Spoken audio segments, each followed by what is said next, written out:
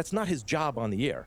His job is to be the big reactor to a counterintuitive conclusion. He's there to hear the crazy conclusion that his partner has come to, and that is. We're talking about the GOAT, the greatest of all time, Michael Jordan. And you say, LeVar, you're going to beat him one-on-one. Why would you say something so blasphemous? Blasphemous. That's what he's talking about. It's Ben's time to shine. All right, man. So we got Max Kellerman on Life After First Take, Stephen A. Smith, ESPN, all of the whole nine, right? And I've been seeing stuff on Twitter, obviously Max Kellerman and Stephen A. Smith, I don't know, alleged they didn't get along or something. Stephen A. Smith didn't want to work with him for whatever reason. I don't know.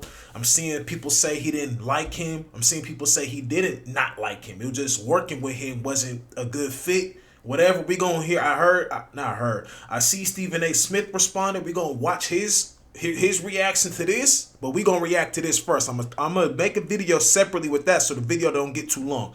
Without further ado, let's get straight to the juicy shit. Let's see what we're going to talk about. Max Kellerman had to say. For you to sit on the sidelines, be talked about, but not be able to talk. That doesn't bother me at all. Okay. You're talking about me like I'm not sweating anybody like that. But I was very flattered that, because if you go off the air, you're not sure that the sports world would care, right? But people seem to care. I was like, oh, look at that. People are thinking about me. I was very flattered by it, to tell you the truth. And in terms of the stuff that went down behind the scenes, there were things said to me in private that early on that it's not like anyone said to me, hey, this is top secret, don't repeat this. But I think there's a general understanding that if someone's talking to you in private, it's a private conversation. And I wouldn't repeat that unless they said it was okay to repeat what they told me. Yeah. So that's what I could tell you about, like, the behind-the-scenes stuff on First Take, for example. But in terms, I'm really not worried. Who was saying stuff? who was saying stuff that was pretty much in confidentiality? Then that's kind of. It sounds like that's what he's alluding to. But let's keep going. I ain't gonna pause it too much. Stuff, But so Stephen A. you're in a relationship with where you're doing a show together for how many years? 4? 5. 5 years. You're with this dude every day. Seeing him in the mornings. Commercial breaks. You're hanging out. Sure. And then the show ends, or the show ends with you, and he moves on with other people. And then, and I should say I like Stephen A. and I've always gotten along with him. I didn't love how he handled the aftermath of you leaving. Whereas basically, like, I told you the show would be better. I just thought, because I think you're really talented. Now, you and I have known each other for a while. Whether it meshed as a show perfectly, I don't know the answer to that. But I just didn't think that was the right way to handle it. Now, I'm not gonna lie, I did see clips on Twitter, like a minute clip of Stephen A. saying, "Why didn't you tell me that you didn't like it?" You know what I mean? So that means you and Stephen A. have talked on the phone before, probably, or talked in person about the situation, I'm assuming, but you never once told him you didn't like how he handled it. But now on the podcast, now you're saying you didn't like how like how he handled it. I saw he had something to say. I did see that. I'm not gonna lie about it. I did not see the full thing at all. So I can understand where he's coming from on that. If y'all have talked about, if you like him, he's cool, you rock with him, you should be able to tell him, hey, I didn't like how you handled that with Max. I feel like you did too much. You should have been able to tell him that. If you're doing a debate show and you're a competitive person, yeah, why would you want me as a partner? That's bad. You want to go 15 rounds every day with Muhammad Kellerman? That's just bad. It's embarrassing. So you think that was part of it?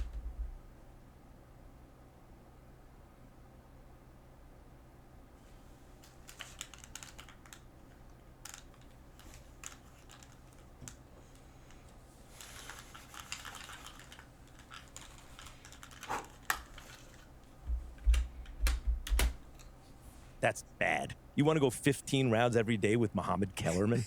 I want to make sure he really said, had to wipe the ear, had to make sure I heard it properly. All right. I had to make sure, because I know Stephen A. gonna have something to say about this shit. That's just bad. It's embarrassing, So you think that was part of it? He didn't want to put the time in? Or, like, just wanted a different type of show? What's your take looking back 2 years later? I don't think it has to do with put the time in. It's, it's a debate show. You're ready to roll on all topics. You want to, like if you're... I have an idea. This is what I want to put on TV. I want to spar Bud Crawford every day for 15 rounds, and I want everyone to see it. Eventually, you're going to say, I don't want to do that anymore. Then you bring in some other people in a rotating cast. I mean, that's one aspect of it. There are others. In other words, that's what I could tell you from my point of view. Yeah.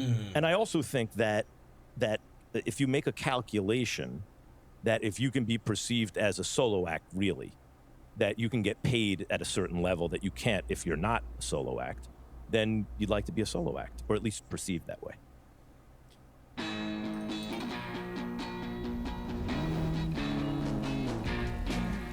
Well, so like Mike and the Mad Dog are a good example of a show where it was the two of them together for a long, long time. Mm-hmm. And then all of a sudden, whatever happened. Mike got his own show and he stayed on top for Do you know who was supposed 6, to be? 7 Do you know years. who he wanted to be in did you Mad get the Dog's call? new position? Oh yeah, that was the plan. I was supposed to go over and work with Mike. Yeah. Interesting. Yeah. Because I got the call. Who else got the call? I don't know, but we had like come to an understanding. So you're going to leave ESPN and do it? I did leave ESPN. But not to do a show with Mike. Yeah. You did the show with Mike? No. So what happened? I think my interpretation of what happened, my analysis is, I think he realized at a certain point, they're not going to make me take a partner. Why should I take a partner? Because I'm beating the hell out of the guys across town by myself. I think when he thought they're going to make me take a partner, then it was like, okay, well, I'd like it to be with that guy. And then when it was like, I don't need a partner. Yeah, that's too bad though, because I actually think long term he did need a partner, because it's always good to have people to play off of. Look, I don't need a partner either. No. But I like having one because I find conversations more interesting than just talking into the wind, you know? So over the years, you had Brian Kenny. Yeah. For Jim a while. Lampley, Marcellus Wiley. Marcellus for a I had while. great partners. And in fact, I've become good friends Speaking with of the him, people I we're work gonna react to the. I know I'm late on that, but that's gonna be more of a breakdown because that's old. But I've also tuned into that here and there. The what Draymond and Kenyon thing. with. Because I like, Bill, you know better than anybody. We're getting away with it. If you're in this business, you're getting away with it. Shh, pocket them. Shh, we're talking about sports. Right. And like, You'd be doing this anyway. Come on. It's your job as a guy, like an average American guy. It's your job to follow sports. It's like literally what you have to do. You have no choice in the matter, right? You got to find out what's going on. And so how to make that experience even better? Hang out with your friends and talk about sports, right? Like, why would you not want to do that? It's interesting because Stephen A was the one partner I've ever had over like years. Yeah. Where I didn't feel like a relationship was really forming. All right. And I like to go to work and you know. You can feel a little bit watching it. Do y'all prefer, like, when you work with somebody, whether you're in this type of space, video space, movie space, at work, you know what I'm saying, doctor, whatever occupation you have, do you prefer to have some type of a friendly relationship, like you actually cool with someone who you come in contact with every day, a coworker who you really come in contact with every day? Not the person who you see passing by here and there. I'm talking about the person who you are. It's like y'all two or y'all three on a consistent basis. Do y'all think it matters if y'all have a good relationship or just cordial? Woo, woo, woo? Comment down below. Let's talk. And it was hard to tell how much of it was theater and how much of it was like, oh, these guys just don't get along in the same way. I wonder why him and Steve. Whatever you feel about who you're working with and what the situation is, to me, a cardinal sin is betraying that on the air. You should always be thinking about making the show entertaining. Right. And I do think it reached the point on that show where it was like, come on, dude. We the first priority is to make good TV. Well, good TV is like professional wrestling, right? Right. Both guys have moves. You guess so the other guys move. Of course. And I think we've all been in situations who've done this where you're with somebody or on a bigger show where people either selling your moves or they're not. Right. Exactly right. But he's a showman. Like he would. I never had to worry about when the little red light came on that it wouldn't be a show, but it would be like you don't want to be undermined, you know. Undermine. Is that a fun show to do? Like, did you like doing, what was it, 2 hours a day of just 5 days a week of having to react and just be like prisoner of the moment stuff? The issue with that show is this. What is a hot take? A hot take is a counterintuitive conclusion that on TV you're going to just state your conclusion. You do analysis about a subject. You come to a conclusion that's counterintuitive. So when you say it, people will be like, what are you talking about? Give me 90 seconds. I'll explain it to you. Oh, at least he has a point of view. If there are 12 topics a day and you have 12 hot takes on those topics, because by and large, there's a consensus about sports. This guy's good, this guy's not as good, whatever it is. This team is in the right direction, the wrong direction, whatever it is. The consensus is usually correct, right? Yeah. Sometimes, some small percentage of the time, in fact, what everyone thinks is not true. If you have a counterintuitive conclusion about every topic in sports every day, you are insane.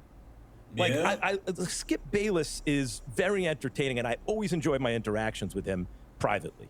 Yeah. He's insane, right? Like, you can't, you have 12 hot takes a day? Unbelievable, right? That is too much in sports. And like, if I saw a tweet where it said, if you're constantly scrolling and you have an opinion, and I have to catch myself because I be doing this shit. I don't necessarily tweet it or whatever, but I'll be thinking about it in my head or talking to myself about it. Like, literally, like, what the fuck are you talking about? That's why I started doing reactions, because I literally react every day to some shit. Years ago, I'm having a full blown conversation with myself, talking. Literally talking. I'm like, bro, I should do react, like, you feel me? Record this shit. But yeah, like, I catch myself doing that. You really have like a hot take, a hot opinion on every, like 12 a day on everything you see. It's crazy, bro. It gets to a point where you bring your work home. That's one thing you have to not do when you're in this space, or even in the space I'm in. Everything does not have to be debated. Everything doesn't have to be super opinionated, bro. Right. You've come to 12 conclusions that go against the consensus every single day that you're going to... But Stephen A. has no hot takes. Stephen A. almost never, I can't think of any counterintuitive conclusions that he ever reaches. That's not his job on the air. His job is to be the big reactor to a counterintuitive conclusion. Reactor. Just... he's there to hear the crazy conclusion that his partner has come to, and that is we're talking about the GOAT, the greatest of all time, Michael Jordan, and you say your son is gonna beat, and you say LeVar, you're gonna beat him 1-on-1. Why would you say something so blasphemous? Blasphemy. That's what he's talking about. Cause you know good and damn well your son at this level ain't on Steph Curry level, and you ain't beating Michael Jordan. That's Stephen A. right there. Actually be the everyman with a loud voice. That's his job, to react. You are crazy, right? And do it theatrically. So there's a lot of pressure on his partner to come up with a counterintuitive conclusion about everything. Now, how do you do that? Well, you're just making it up. You're doing it for TV. No, what you do is you take a topic, and a good producer will start to drill down on the topic and say, okay, so you agree about this. So Mahomes is a great quarterback. But what does he do well, and what does he not? And you keep going down until until you get a divergent opinion. Well, actually, I think he is good at this. No, I think he's good. No, actually, the most important player on that, we both think this is going to win. This team's going to win the championship. We both think this is why. Drill down. But no, actually, the key player is, other than the superstar, is this guy. No, it's that guy. Actually, Draymond Green is the second most important player on the Warriors, right? He's actually the pick-and-roll partner who does all the dirty work. Victor Wembanyama is the best player in the NBA right now. There you go. There's a counterintuitive conclusion. Yeah. But you keep digging until you get a divergent opinion, and there is your argument. But there was a lot of pressure on that show. Like Stephen A.'s opinion will not diverge into counterintuitive almost ever. So his big take will be, but he'll deliver it theatrically, is Steph Curry is the greatest shooter that God ever created. Who does not know this? Yeah. Everyone knows this. A counterintuitive take would be, actually, you know who the best shooter on the Warriors is? It's Klay Thompson. Because I'm making this up. I don't believe this. I thought it was Steph. But because... That's probably why Max Kellerman said...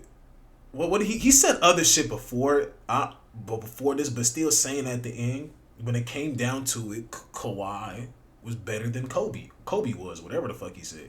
That's probably why he said that. Like, you really got to study this shit. When you say greatest, you have to talk about high leverage moments too. And I have more confidence in Clay hitting a high leverage moment 3 than I do Steph. Something like that, right? You have to. That will never happen. So there was pressure on that show for me to keep digging here's a great until you one. hear something you think is crazy. This is the perfect example of what you just said. Jalen Brunson is the best Knick of all time. There you go. Do you believe that? No. Okay, then you can't say that. It's arguable, though. But you have to keep digging until you find the thing that Bill Simmons thinks is But actually I'm saying true. on those shows, Yeah. if I say that in a production meeting, they're like, that's amazing. They'll go That's nuts. But segment 2, let's do it. But you should not say the thing you don't believe. You know, you should stick with, and that's, so the difficulty with me on that show was it was a lot of work to keep digging until I said the thing that I believed that would also get a reaction. But on top of it, they're telling you Cowboys, Lakers, Knicks, Yankees, like it's all the big teams For good reason. over I mean, and over again. That's the red meat. You fish where the fish are. Like right now, the Cowboys having a little run.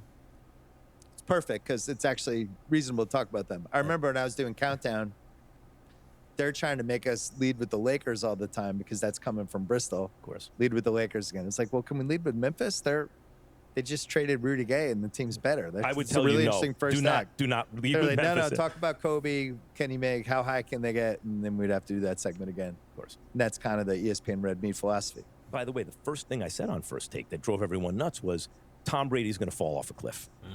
Right?